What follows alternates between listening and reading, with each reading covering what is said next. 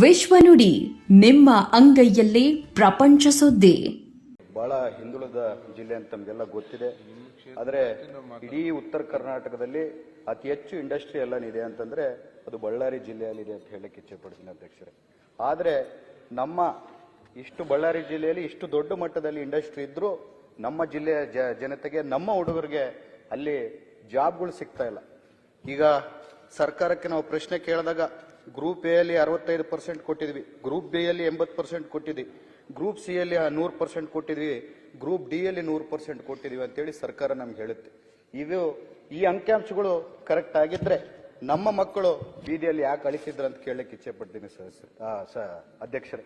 ನಮ್ಮ ಮಕ್ಕಳು ಬೆಂಗಳೂರು ಇನ್ನೊಂದು ಕಡೆ ಹೋದಾಗ ಅಲ್ಲಿ ಎಲ್ಲನ ಸಿಗ್ನಲ್ ಲೈಟ್ ಅಲ್ಲಿ ನಿಂತಾಗ ನಮ್ಮ ಬಳ್ಳಾರಿ ಜನತೆನೋ ಕೊಪ್ಪಳ ಜನತೆನೋ ಬಂದು ಅಣ್ಣ ನಾನು ನಿಮ್ಮ ಜಿಲ್ಲೆಗೆ ಸೇರ್ದನಂತ ಮಾತಾಡಿದಾಗ ನಮಗೆ ಕಣ್ಣಲ್ಲಿ ನೀರು ಬರುತ್ತೆ ಅಧ್ಯಕ್ಷರೇ. ಯಾಕಂದ್ರೆ ನಮ್ಮ ಮಕ್ಕಳು ಎಲ್ಲೋ ಬಳ್ಳಾರಿಯಲ್ಲಿ ಇಷ್ಟು ಇಂಡಸ್ಟ್ರಿ ಇದ್ರು ಅಲ್ಲಿ ಅವಕಾಶ ವಂಚಿತರಾಗಿ ನಮ್ಮ ಮಕ್ಕಳು ಬೆಂಗಳೂರಲ್ಲೋ ಇನ್ನೊಂದು ಕಡೆನೋ ಡೆಲಿವರಿ ಬಾಯ್ನೋ ಇನ್ನೊಂದು ರೀತಿಯಲ್ಲಿ ಕೆಲಸ ಮಾಡ್ಬೇಕಲ್ಲ ಅಂತೇಳಿ ನಮಗೆ ನೋವಾಗುತ್ತೆ, ನಮಗೆ ನಾಚೆ ಆಗುತ್ತೆ ಅಧ್ಯಕ್ಷರೇ.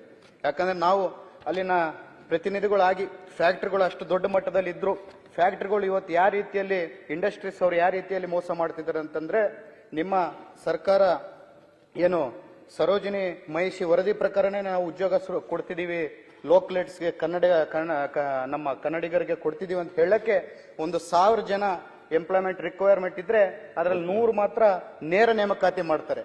ಇನ್ನೊಂದು 900 ಅವರು ಬೇರೆ ಗುತ್ತಿಗೆದಾರರ ಮೂಲಕ ಕಾಂಟ್ರಾಕ್ಟ್ ಮೂಲಕ ತಗೊಂಡಾಗ ಈ ವರದಿ ಇದರಲ್ಲಿ ಚೌಕಟ್ಟಲ್ಲಿ ಬರಲ್ಲ ಅಂತೇಳಿ ನಮ್ಮ ಕನ್ನಡಿಗರಿಗೆ, ನಮ್ಮ ಮಕ್ಕಳಿಗೆ ಮೋಸ ಆಗ್ತಿದೆ. ಯಾಕಂದ್ರೆ ಈ ಜಲ ನಮ್ದು, ಈ ನೆಲ ನಮ್ದು, ಆದ್ರೆ ನಮ್ಮ ಮಕ್ಕಳಿಗೆ ಮೋಸ ಆಗ್ತಿದೆ. ಧೂಳು ತಿನ್ನೋರು ನಾವು, ಬೇರೆ ರಾಜ್ಯದಿಂದ ಬಂದವರು ಅಲ್ಲಿ ಕುರ್ಚಿ ಮೇಲೆ ಕೂತು ರಾಜ್ಯ ಆಳ್ತಿದ್ದಾರೆ ಅಂತ ಹೇಳಕ್ಕೆ ಇಚ್ಛೆ ಪಡ್ತೀನಿ ಸಭಾಧ್ಯಕ್ಷರೇ. ನಮ್ಮ ಮಕ್ಕಳು ಏನ್ ಅನ್ಯಾಯ ಮಾಡಿದ್ದಾರೆ, ನಮ್ಮ ಜಿಲ್ಲೆಯ ಮಕ್ಕಳು ಬೇರೆ ಜಿಲ್ಲೆಗಳಾಗಿರ್ಬೋದು, ಬೇರೆ ರಾಜ್ಯಗಳಾಗಿರ್ಬೋದು, ಅವ್ರ ಮಕ್ಕಳಿಗೆ ಅನ್ಯಾಯ ಆದಾಗ ಇಡೀ ಅವ್ರ ರಾಜ್ಯಗಳು, ಅವರ ಶಾಸಕರು ಎಲ್ಲರೂ ಸೇರಿ ಒಂದು ಹೋರಾಟವನ್ನು ಮಾಡ್ತಾರೆ. ಆದ್ರೆ ನಮ್ಮ ಬಳ್ಳಾರಿ ಜನತೆಗೆ, ನಮ್ಮ ಮಕ್ಕಳಿಗೆ ಅನ್ಯಾಯ ಆದಾಗ ಯಾರು ನಮಗೆ ಕಾಣ್ತಾ ಇಲ್ಲ ಅಂತ ಹೇಳಕ್ಕೆ ನೋವಿಂದ ಹೇಳಕ್ಕೆ ಇಚ್ಛೆ ಪಡ್ತೀನಿ ಅಧ್ಯಕ್ಷರೇ. ನೀವು ತಕ್ಷಣವಾಗಿ ಈ ಫ್ಯಾಕ್ಟರಿಗಳಾಗಿರ್ಬೋದು, ಇಂಡಸ್ಟ್ರಿ ಅವರಾಗಿರ್ಬೋದು, ಈ ತಪ್ಪು ಮಾಹಿತಿಯನ್ನು ಏನು ಕೊಟ್ಟಿದ್ದಾರೆ ದಯಮಾಡಿ ಸರ್ಕಾರ ಒಂದು ಕಮಿಟಿಯನ್ನು ಮಾಡಿ, ಇದು ಕನ್ನಡಕ್ಕೋಸ್ಕರ, ಕನ್ನಡಿಗರಿಗೋಸ್ಕರ, ನಮ್ಮ ಜಲ, ನಮ್ಮ ನೆಲ ಹಕ್ಕಕ್ಕೋಸ್ಕರ ನಾನು ಕೇಳ್ತಿದ್ದೀನಿ ಸಭಾಧ್ಯಕ್ಷರೇ.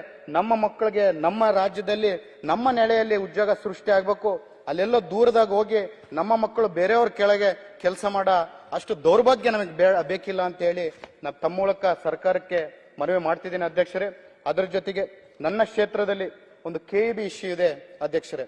ಏನದು ಇಶ್ಯೂ ಅಂತಂದ್ರೆ, ನಂದು 90% ಸ್ಲಮ್ ನಾನು ಬಳ್ಳಾರಿ ಕ್ಷೇತ್ರ ಅಂತ ಹೇಳಕ್ ಇಚ್ಛೆ ಪಡ್ತೀನಿ ಅಧ್ಯಕ್ಷರೇ. ಅದರಲ್ಲಿ ಬಹಳಷ್ಟು ಮಂದಿ ಹಳೆಯ ಬಿಲ್ಗಳು ಪೆಂಡಿಂಗ್ ಇದ್ದು ಸ್ಲಮ್ ಅಲ್ಲಿ ಜನತೆಗೆ ಇವತ್ತು ಅವ್ರ ಬಿಲ್ಗಳೆಲ್ಲ ಬಡ್ಡಿ ಮೂಲಕ 70,000 80,000 ರೂಪಾಯಿ ಆಗ್ಬಿಟ್ಟಿದೆ ಸಭಾಧ್ಯಕ್ಷರೇ. ಅದು ಇವತ್ತು ಆ ಬಡ ಜನರು ಕಟ್ಟಕ್ಕೂ ಆಗ್ತಾ ಇಲ್ಲ. ಆ ಬಡ ಜನರು ಕಟ್ಟಕ್ ಆಗದಂಗೆ ಎಲ್ಲರೂ ಅವ್ರ KEB ಅವರು ಅವ್ರ ಮನೆ ಮುಂದೆ ಹೋಗಿ ಅವ್ರ ಮೀಟರ್ಗಳನ್ನ ಕಿತ್ಕೊಂಡು ಹೋದಾಗ ಆ ಸ್ಲಮ್ ಅಲ್ಲಿ ಜನರು ಕತ್ಲಲ್ಲಿ ಮಲಗೋ ಪರಿಸ್ಥಿತಿ ಬಂದಿದೆ. ಅದಕ್ಕೋಸ್ಕರ ಒಂದು ಅದಾಲತ್ತನ್ನು ಮಾಡಿ, ತಾವೆಲ್ಲರೂ ಸರ್ಕಾರದವರು, ಜಾರ್ಜ್ ಸಾಹೇಬ್ರು ಇಲ್ಲೇ ಇದ್ದಾರೆ, ಒಂದು ಅದಾಲತ್ತನ್ನು ಮಾಡಿ ಆ ಬಡ್ಡಿ ಏನಿದೆ ಅದನ್ನೆಲ್ಲ ಮನ್ನಾ ಮಾಡಿ ನಮ್ಮ ಜನತೆಗೆ ಅಸಲು ಏನಿದೆ ಅದರಲ್ಲಿ ಒಂದು ಟೈಮ್ ಕೊಟ್ರೆ ಒಂದು 6 ತಿಂಗಳಿಂದ 1 ವರ್ಷದಲ್ಲಿ ಅದನ್ನ ಅವ್ರ ಬಿಲ್ ಅನ್ನು ಪಾವತಿ ಮಾಡ್ಕೊಂತಾರೆ. ದಯಮಾಡಿ ಅಷ್ಟುವರೆಗೆ ಆ ಮೀಟರ್ಗಳನ್ನ ಕಿತ್ಕೊಂಡು ಹೋಗಿ ನಮ್ಮ ಜನತೆಗೆ, ಆ ಬಡ ಜನತೆಗೆ ತೊಂದರೆ ಮಾಡಬೇಡ್ರಿ ಅಂತ ಕೇಳ್ಕೊಂತೀನಿ ಸಭಾಧ್ಯಕ್ಷರೇ. ಅದರ ಜೊತೆಗೆ ನಮ್ಮ DMF ಫಂಡ್ ಅಂತೇಳಿ ಡಿಸ್ಟ್ರಿಕ್ಟ್ ಮಿನರಲ್ ಫಂಡ್ ಏನಿದೆ, 2.5 ವರ್ಷದಿಂದ ನಾವು ಡಿಸ್ಟ್ರಿಕ್ಟ್ ಇನ್ಚಾರ್ಜ್ ಮಿನಿಸ್ಟರ್ಗಳಿಗೆ, DC ಅವರಿಗೆ, ಮುಖ್ಯಮಂತ್ರಿಗಳಿಗೆ ಕೇಳ್ಕೊಂತಿದೀವಿ. ಒಂದು ರಿವ್ಯೂ ಮೀಟಿಂಗ್ ಮಾಡ್ತಾ ಇಲ್ಲ. ಒಂದು ಮೀಟಿಂಗ್ ಅನ್ನು ಮಾಡಿದ್ರೆ ನಮ್ಮ ರಾಜ್ಯ ಸರ್ಕಾರದಿಂದ ನಮ್ ದುಡ್ಡೇನು ಅವಶ್ಯಕತೆ ಇಲ್ಲ. ನಮ್ಮ ಜಿಲ್ಲೆಯಿಂದ, ನಮ್ಮ ಖನಿಜದಿಂದ ನಮಗೂ ಉತ್ಪತ್ತಿ ಆದಂತ ದುಡ್ಡಲ್ಲಿ ಪ್ರತಿ ಕ್ಷೇತ್ರಕ್ಕೆ, ಬಳ್ಳಾರಿ ನಗರಕ್ಕೆ ಒಂದು 200 ಕೋಟಿ, ಬಳ್ಳಾರಿ ಗ್ರಾಮೀಣಕ್ಕೆ ಒಂದು 200 ಕೋಟಿ, ಕಂಪ್ಲಿಗೆ ಒಂದು 200 ಕೋಟಿ, ಇಡೀ ಜಿಲ್ಲೆದೆ ಪ್ರತಿಯೊಂದು ಕಾನ್ಸ್ಟಿಟ್ಯೂನ್ಸಿಗೆ ಒಂದು 200 ಕೋಟಿ ಅನುದಾನ ಬರುತ್ತೆ. ನಮ್ಮ ಹತ್ರ ಅನುದಾನ ಇದ್ರು ಅದನ್ನು ಮುಂದೆ ತಗೊಂಡೋಗಿ, ಯಾಕಂದ್ರೆ ನಾವು ಉತ್ತರ ಕರ್ನಾಟಕದವರು, ನಮ್ಮ ಪರವಾಗಿ ಮಾತಾಡೋರು ಯಾರಿಲ್ಲ.